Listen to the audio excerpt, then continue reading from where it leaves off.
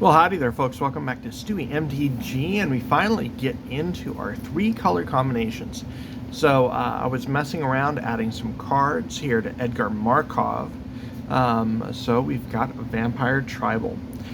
3 red, white, and black for a 4/4 Vampire Knight with the Eminence ability, which also applies while he's in the command zone. Whenever you cast another vampire spell, you get a 1/1 black vampire creature token.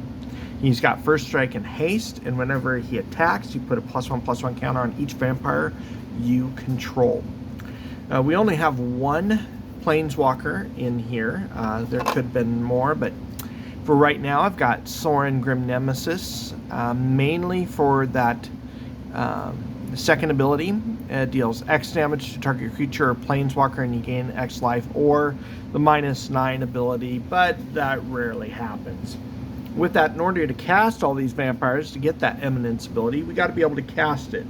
So we have Orzhov Signet, Savai Crystal, Rakdos Signet, Commander Sphere, Arcane Signet, Mardu Banner, and just as a regular artifact in here, we have Glass Cast Heart. 3-mana artifact.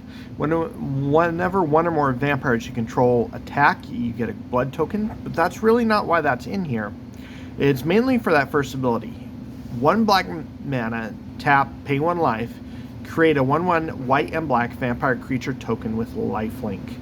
We like our creature tokens. And now for the stack of vampires, in which there is a few, starting off in converted mana cost order, or mana value now.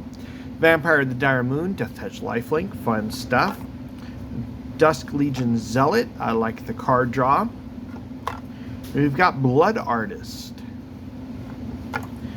Legion Lieutenant, Gifted Aetherborn, Cordial Vampire, Vampire Hexmage, Markov Purifier, Olivia Mobilized for War, Welcoming Vampire for the card draw, Drana Liberator of Malakir, Chosen of Markov, Forerunner of the Legion for search, Stormkirk Captain for the buff, Captivating Vampire also for the buff, and it wouldn't be a vampire deck without Vampire Nighthawk now, would it?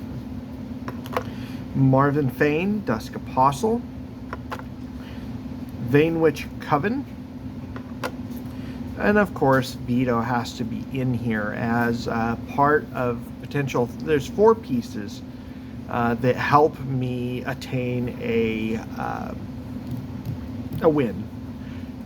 Obviously it is the 2 enchantments in the form of Exquisite Blood and Sanguine Bond, and Veto is just a secondary option for one of those to start that infinite loop.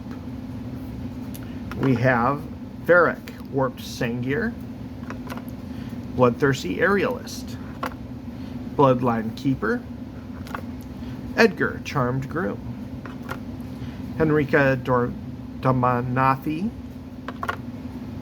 Death Priest of Merkel, Midnight Arsonist, Sanctum Seeker, Falconwrath Noble,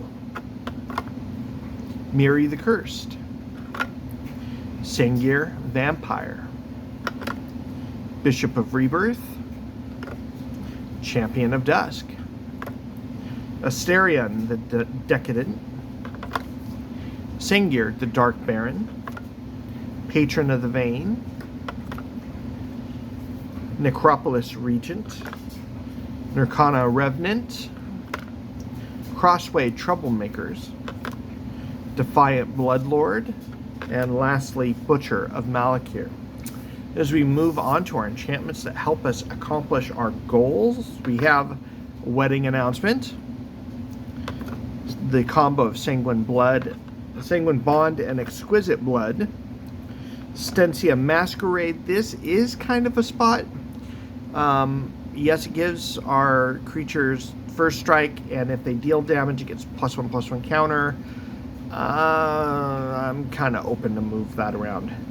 We got Argel's Blood Feast, Fast, not Feast. Call the Bloodline to create some more tokens. Legion Landing, also creating tokens and giving us eventually a land. And with all these tokens, might as well have Intangible Virtue to give them some vigilance and a little bit of a buff. Kind of short on the instants and sorceries, I realize that. We've got Feed the Swarm, Feast of Blood, Urge to Feed, Stencia Banquet, New Blood, Olivia's Wrath, Blood Tribute, and lastly, as a board wipe, Ruinous Ultimatum. As we move on to our non-basic lands, we've got Voldaren Estate, Cabal Coffers, Urborg, Tomb of Yawgmoth, Volrath Stronghold, Vault of the Archangel, Sulphurous Mire, Graven Cairns, Tainted Peak, take out some of that, Snowfield Sinkhole, Feated Heath, Godless Shrine, Savai Triome, Command Tower, Path of Ancestry, and for some reason there's a second command tower, but I will edit that out. Unclaimed Territory, Bajuka Bog, Bloodstained Mire, Terramorphic Expanse, Evolving Wilds, and Myriad Landscape. And just as a show, I've got a Pug Vampire as the sleeves. So the inside is the Star City Games Creature Collection, and the outside is the KMC Outers. It does make for quite a thicker deck, but that's okay. With that, this has been on my Vampire Tribal, and on into our 3-color combinations. Once again, big thank you to helping me reach 100 subscribers, a little over 105 now. Never thought I would get here, but here I am. Well, this has been Stewie MTG, and we will catch you all later.